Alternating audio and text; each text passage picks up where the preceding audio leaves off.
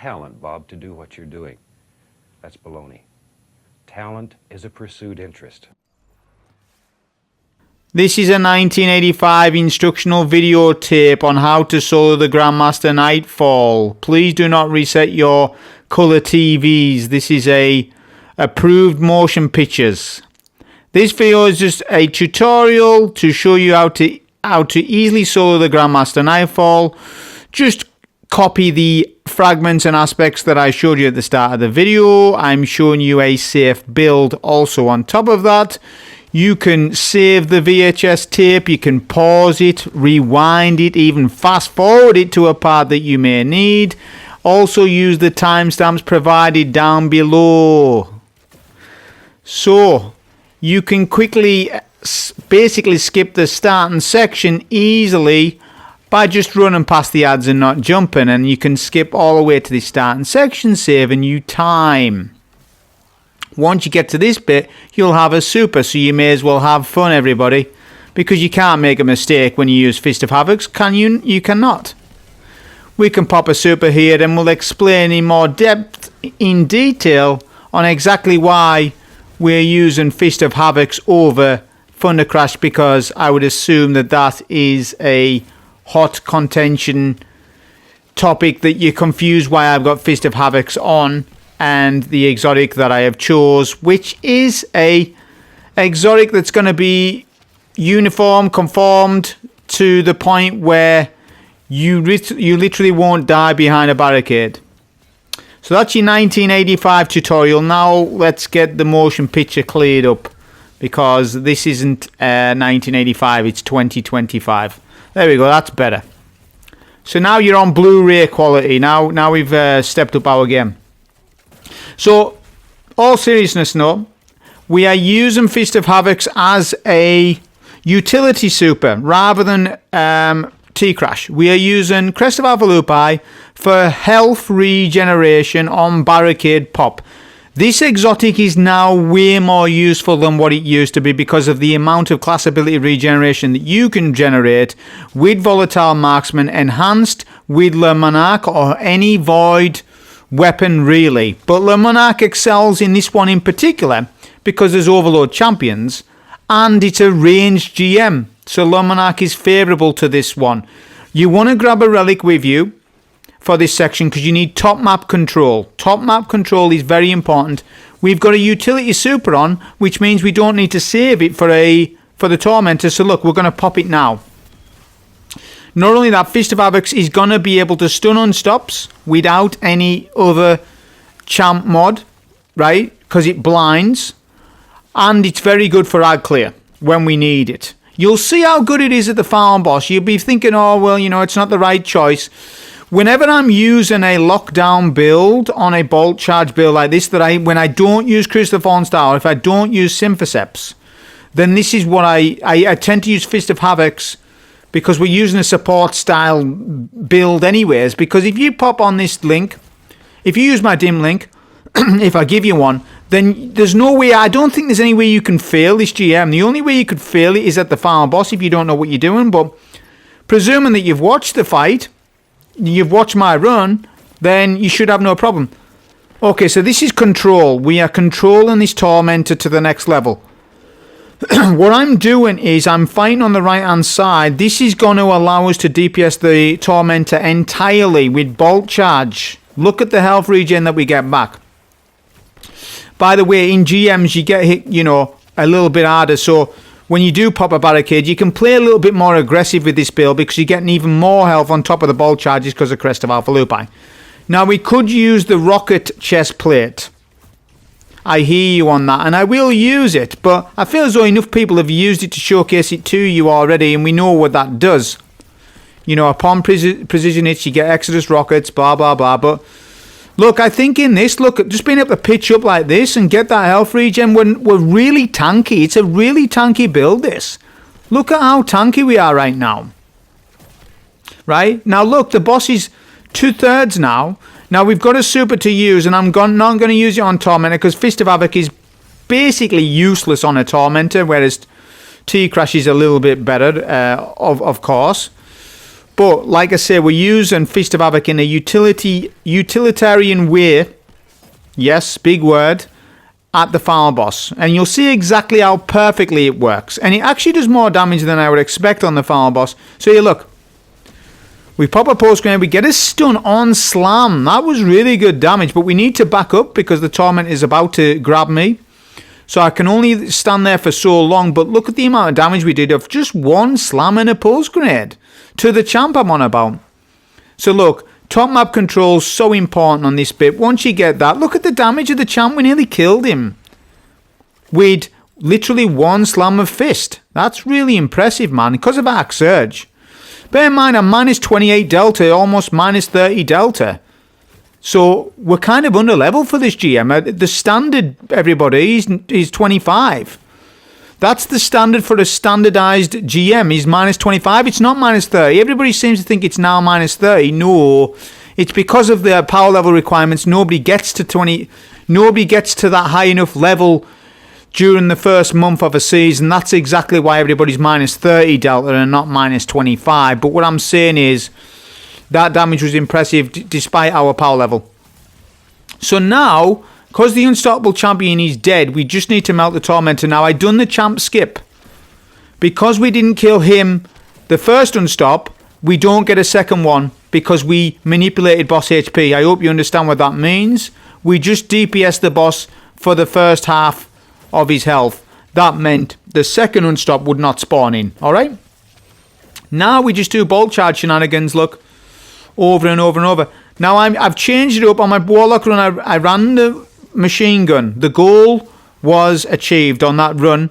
I achieved the information I wanted from the run, and the information was that his King's Vestige is a good mod, and Power of Resolve is a good mod, and the Jolting Feedback Arc Machine Gun is a very good arc machine gun.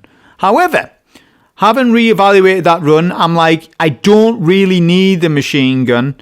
I want more offensive damage. Now, I don't want utility. I want damage. Storm Chaser is not a utility weapon at all. It's a damage weapon. And it's very good. And that's what I wanted. Because I want to speed up the run a little bit. Okay? And that's what we did. Because Le Monarch's going to do all our ad clear. Bolt charges do all the ad clear. And he does single target damage. So, look. You want an offensive LFR in this. Either Storm Chaser or what's the other arc linear called now? The Saint 14 one. I can't think of the name of it. That one's good, but Storm Chaser's better. I'll tell you why. Because the particle reconstruction stacks quicker on Storm Chaser than Precision Frames. Alright, it's just more damage. It's more burst damage quicker. Even if you've got a bait and switch linear that's precision, Storm Chase is still better on the short-term basis on champs because you can just melt quicker. Bait and switch takes a setup. You've got to swap between your weapons. By the time you've done all that, Storm Chaser does the job. Whilst bait and switch linears are amazing, and I've got many in my vault, just even a frenzy Storm Chaser can basically do better than a bait and switch LFR. See, you would think it's about the higher number, and it's not. It's about how quick can you do to damage to a champ in quick succession, because we're solo. That's what it's all about. It's not about, well, what's my highest number? This is not a DPS raid. Do you see a raid boss? Tell me if you do, because I would love a raid boss in a GM. I would love a big raid boss in the middle of a GM where you just DPS him and that's him and then he goes away. I would love that. But I'm just saying, look, there is no raid boss, so we don't need to min-max damage numbers. But what we do need to min-max is practicality, people. You need practicality in GMs. You're not looking at Microsoft Excel charts. You're thinking about you and your playstyle. I want you to think about you and your playstyle. I don't want you to think about Microsoft Excel and raid people who check numbers. I want you to think about what is your benefit. This video is about you. It's not about raid numbers, because we're not even in a raid. We're not even min-maxing damage numbers. It's about play style and about recognizing that the higher buff isn't always the better choice. In some GMs, Explosive Light, for example, is better than Bait and Switch. Not because it's a higher number, but because it's more practical. So you've got to have a bit of practicality about yourself. And you've got to be kind to yourself on what you need to use rather than putting stress on yourself by using the wrong build that takes too much work. Because there's some builds in this game that take too much work and people die trying to make them work because somebody else on YouTube told them to use it. I'm sort of against that as much as I can. I will do complicated builds. Every now and then you'll see some complicated builds that come off me. And I've done them in the past. I don't need to tell you what they are because you know what they are. But sometimes, you know, especially on a palindrome farm week, Hypernet's a very easy GM. On a palindrome farm week, you know, I think showing the people a very good setup that anyone can use. You get health regen. You know, you get an health regen off Crest of Alpha Lupi every time you pop a barricade. That stacks with bolt charge health. It's just... I think it's just a very good video, a very good build just to show the people, show the run. They can go and emulate this run. It's very easy. Hypernet's way easier than I was thinking. Now, I'm suspecting there's something wrong with GMs. Let me know, but it seems to me all the ads aren't hitting hard enough. There's two possibilities. Either I've underestimated how powerful Amplified is because of the 15% damage risk. By the way, it's only 15%. It's not 25. It's 15. But I'm like doing this GM, breezing through it. And I'm like, why are the ads not hitting me that hard? There's something wrong with the Grandmasters. And somebody else said this evening. A few people have said that what's going on with GMs, the ads are a little weird. They're weird. Why are they not hitting harder? I don't get it. A couple of times, this feels like an heroic Vanguard strike. I don't know. Something's wrong. I mean, sometimes you got to trust your instincts. And I think there is something wrong. I'm getting hit. I'm not getting hit hard at all. Now I'm 2032. That's not a high level for GMs. Like I said, that's a minus 28 delta. GMs are 2060. That is their power level. So I'm not sure exactly what's going on with them, but I mean, I'm just going to plod along, see what happens, see what other people. I'm going to watch a couple of other runs, you know, see what happens. Now there's a cranium to grab. I'm not going to even grab it. I would generally recommend to grab the cranium, but look at that. We can melt a champ down with a barricade and a monarch in 4 or 5 shots. I don't even need the cranium. Look, every time we pitch up, we don't even need it. So look, we just keep popping our barricade and we keep getting that class ability energy back. It's even better now. Can you imagine that they've made this build better? After everybody's saying, you know, Bungie needs to address this build, blah, blah, blah. Yeah, they can address it. They can address it all they want. But in the meantime, I'm going to have some fun with it because I've just come out of a hiatus of Prismatic Titan for 8-9 months of having to use it. So I'm really happy as a Titan right now being able to be on Striker Titan. And it's only been a month. It hasn't even been a month yet. It'll be a month now, isn't it? Since Heresy launched. So it hasn't been that long since we've been playing around with bolt charge builds, so I want to play around with it for another good bit yet. I know, as I say, it's really strong, but it's alright. You know, people are going to let people have fun with it for so long, and then, you know, when it gets too much out of a hand where nothing else getting used, only this is getting used, that's when it becomes a problem over long-term periods. I'm talking up to 2-3 months. That's when it's a problem, just like what Prismatic Consecration was. That was a problem because it was used too heavily for so long. By the way, it's still going to get used because it's really strong still, which I'm happy that it's really still strong. That we should be in that type of gameplay sandbox, in my eyes, where there are multiple builds really strong. Consecration Titan, really strong. Striker Titan, really strong. And so on and so forth. For example, Void Warlock's really strong now. But so is Prismatic Lightning Surge Warlock. So is Rhymecoat Ryman's still strong. So I actually quite like the sandbox right now at this minute. I want multiple diverse, strong builds to play around with. Not to mention Kepri's Horn's good now. It's actually decent. It's alright. It's not terrible. It's now like above average because you can spam it. And it'll be usable. You'll be able to do it. But obviously Striker Titan Arc Bolt Charge is much more stronger than that. So yeah, this section we used the super to skip the bridge notice, but we got our super back anyways, so it was totally worth to skip the bridge by using a Roman super because we get super resistance. I'll be talking more about the Fist of Havoc choice when we get to the boss fight and why it was so good for the run. Yes, I could have run T-Crash, and T-Crash would have sped up DPS a little bit for the boss. We're talking 30 seconds save on each phase if I use T-Crash over Fist of Havoc. Whereas with Fist of Havoc, you can clear an entire room of Centurions with it. So people, when we really objectively look at it without thinking of it as a meme, what is objectively better on a support bolt charge build? Is it Fist of Havoc or T-Crash? Because I would argue it's Fist of Havoc is better. But when you're using Curse of the Fallen Star, then obviously T-Crash is overwhelmingly a lot better than Fist of Havoc's. But what I'm saying, when we are solo, it's a plan B. You get times 3 more of them, and you can spam more of them than what a T-Crash you can. But there is times when we need T-Crash as a need, as a Arc Striker Titan need. And when that need is up, I use T-Crash. T-Crash is objectively better, yes.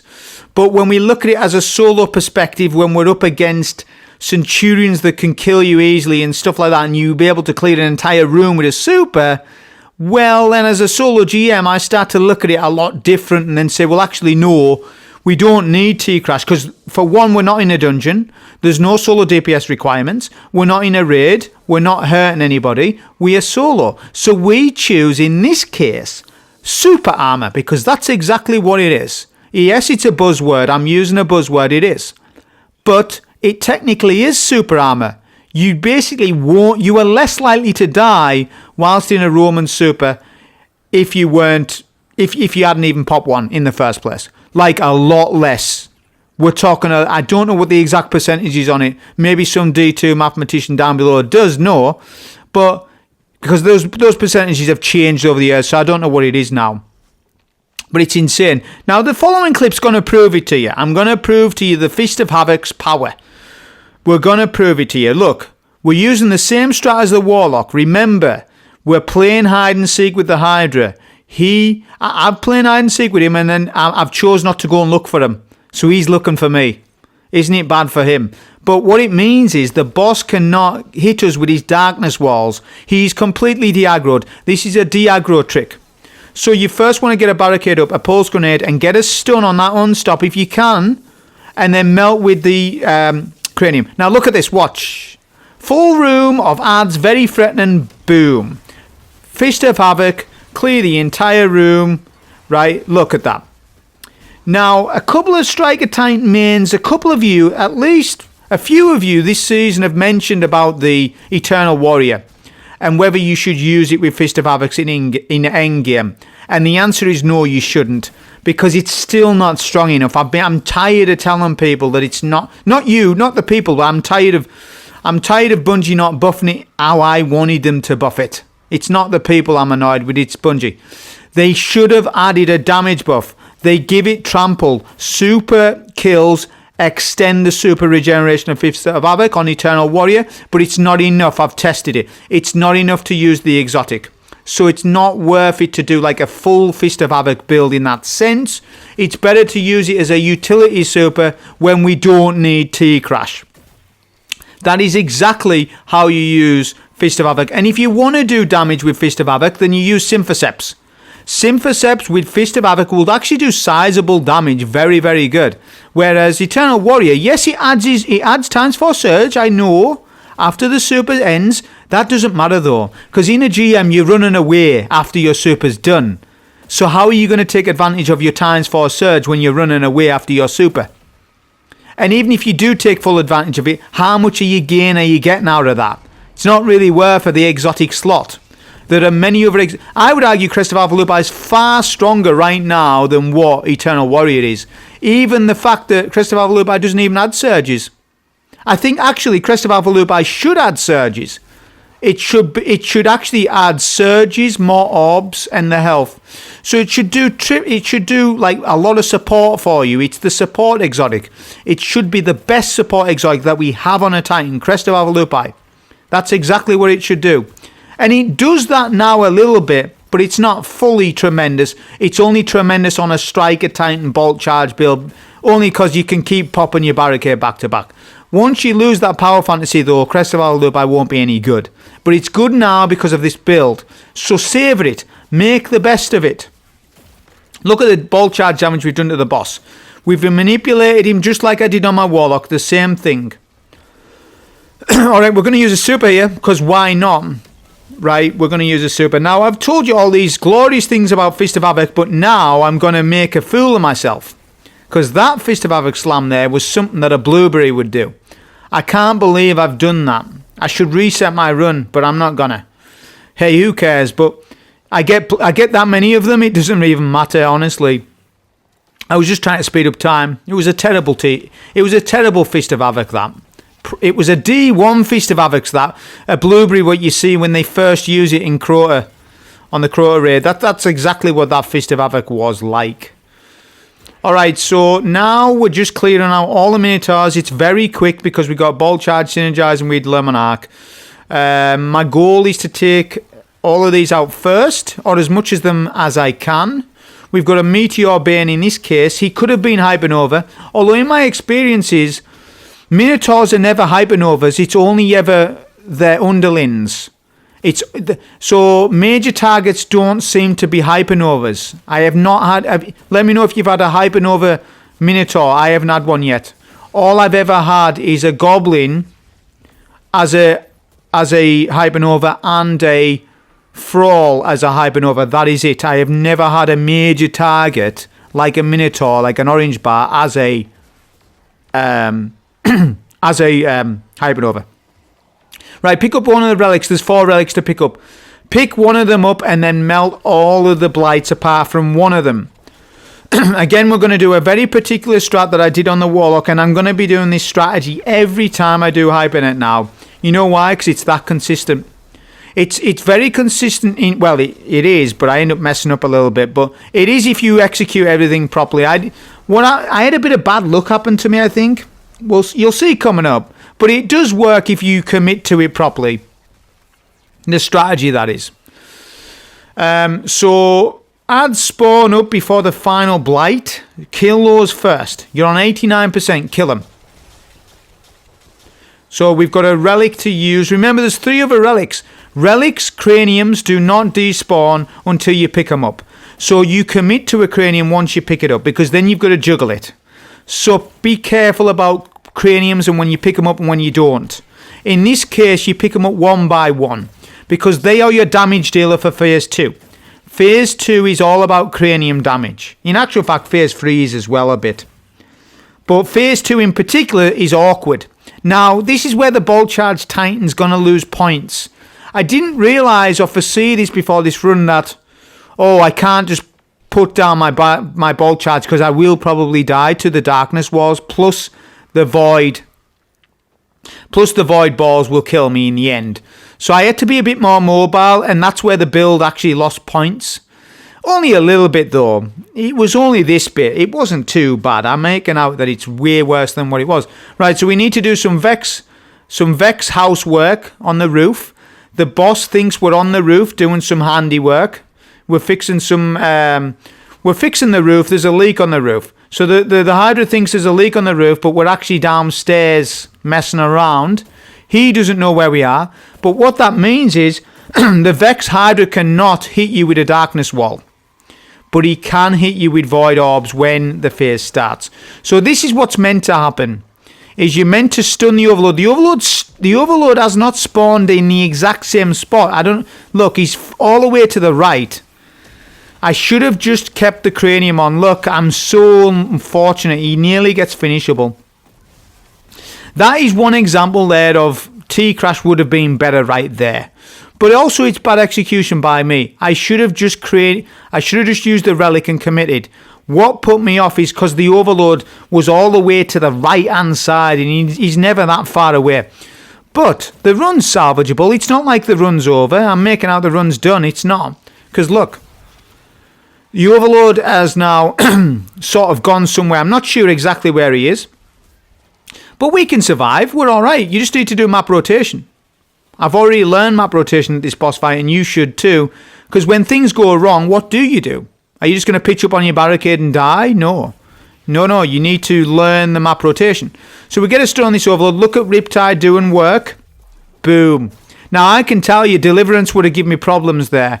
If I had run Deliverance there, although it hits harder, I probably would have been slower at killing the overload, even though it hits harder.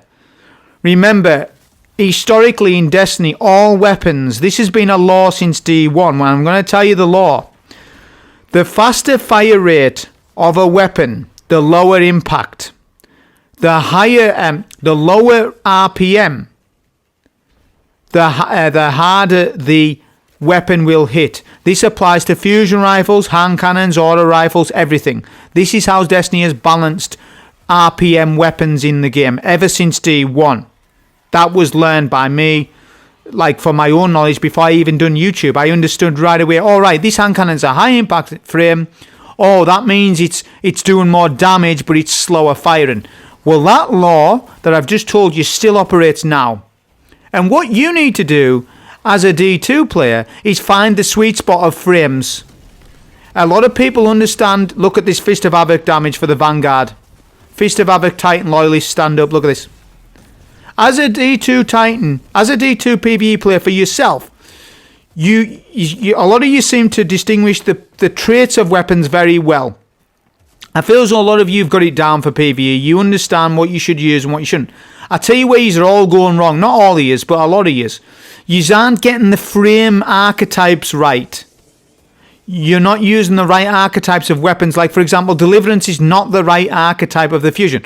Let's give you another example. Pulse rifles. The worst archetype of pulse rifles for PvE is rapid fire frame pulse rifles. They are the worst archetype in GMs. Now, if you don't believe me, then I'll give you a direct video showing you exactly why I'm right about that, and why you should use a high burst frame pulse rifle, either adaptive or high burst, never rapid fire frame. For example, you should never use Grid Skipper in high-end PvE if you're really, really serious about PvE. It's the worst, at least on console. On console, it really matters on what archetype of weapons you use, because each weapon has its own recoil to control.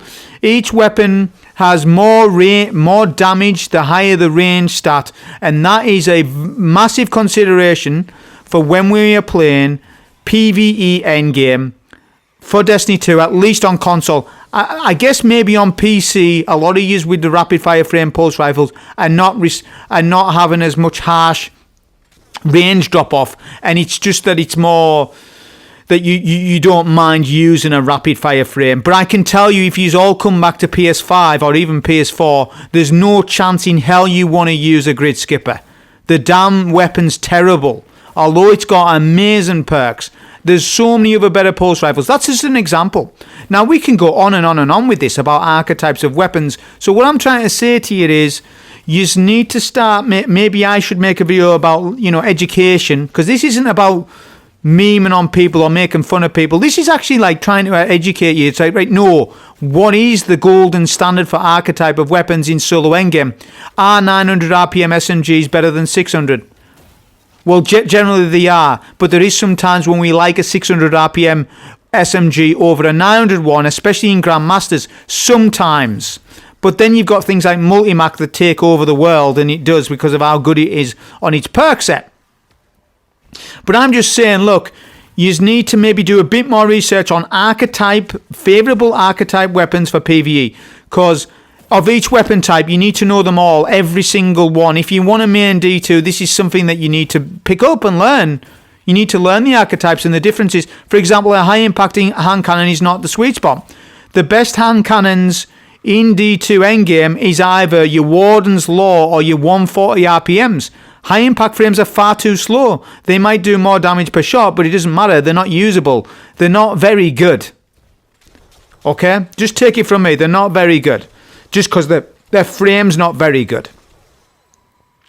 So, I've given you the information about the archetypes. Maybe that deserves its own video, and it will. I may make it in the future sometime. I might and I might not. It's difficult to make these types of videos that I'm talking about to you. I feel as though sometimes it's just easier just to tell you. What's the issue with me just telling you, look, these are the archetypes you should be searching for.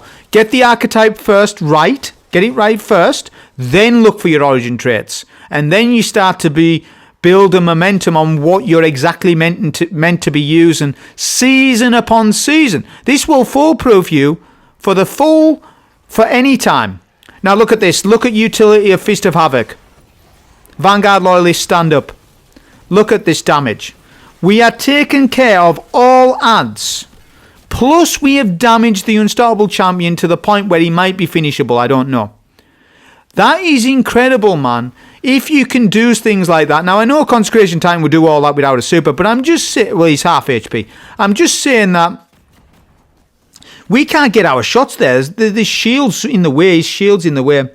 But I'm just saying that's decent. Whereas T-Crash wouldn't have done all of that for me. It probably would have damaged the champ more, but it would have done less ad clear because it's a one-off bang super. I'm just letting you know that like there's sometimes that we want to pick a Roman super over a one-shot super. It's all micromanaged activity by activity, depending on what build you use.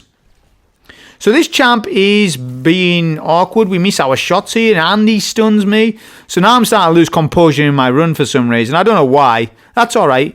The run's basically done, though. We lost a little bit of composure at the end. I don't know why. I guess because I was annoyed because I was missing my shots. The shield seems different on Unstoppable Champions. I don't know. There's something weird. It seems bigger. I'm not trolling either. There's something different. They seem to guard their crit more. The shields. They're taking phalanxes.